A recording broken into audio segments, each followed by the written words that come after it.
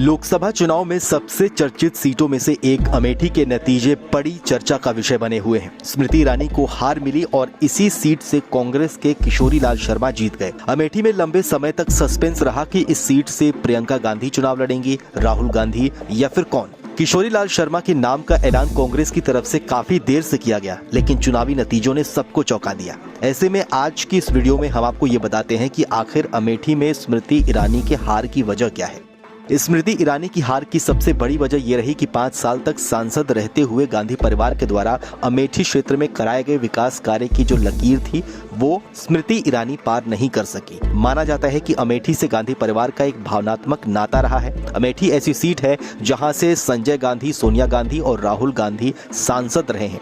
हालांकि 2019 के चुनाव में नरेंद्र मोदी की लोकप्रियता की वजह से यहां से स्मृति ईरानी को लोगों ने मौका दिया, लेकिन स्मृति ईरानी अमेठी के लोगों की अपेक्षाओं पर खरी नहीं उतरी। अमेठी में 5 साल में कोई बड़ा कारखाना नहीं लगा, कोई बड़ा प्रोजेक्ट नहीं आया। चुनाव से पहले अमेठी से विकास का वादा कर स्मृति ईरानी कोई ऐसा काम नहीं कर पाई जिससे लोगों को रोजगार मिले, शिक्षा के अवसर मिले, उनका जीवन स्तर बेहतर हो। स्मृति ईरानी के कुछ करीबी नेता और लोग अमेठी में उनका सारा कामकाज संभालते थे।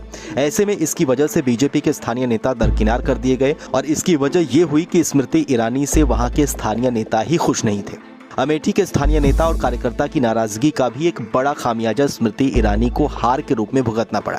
अमेठी की स्थानीय राजनीति में स्मृति ईरानी के करीबी नेताओं के हस्तक्षेप से बीजेपी के नेता और कार्यकर्ता बिल्कुल भी खुश नहीं थे। इसी का नतीजा है कि स्मृति के सांसद बनने के बाद बीजेपी का सियासी आधार अमेठी में कमजोर हो गया।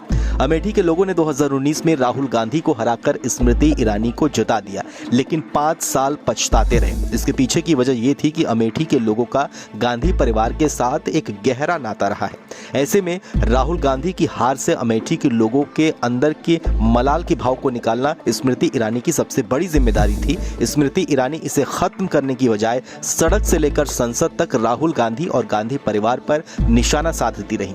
अमेठी के लोगों के इमोशन को स्मृति ईरानी समझ नहीं सकी और गांधी परिवार को निशाने पर वो लेती रही। इसके अलावा 5 साल अमेठी का प्रतिनिधित्व करते हुए स्मृति ईरानी का जिस तरह से तेवर और मिजाज था वो भी अमेठी के लोगों को पसंद नहीं आया और 2019 में स्मृति ईरानी को जिताकर जो अमेठी के लोगों ने गलती की थी 2024 में उन्होंने उसे सुधार दिया।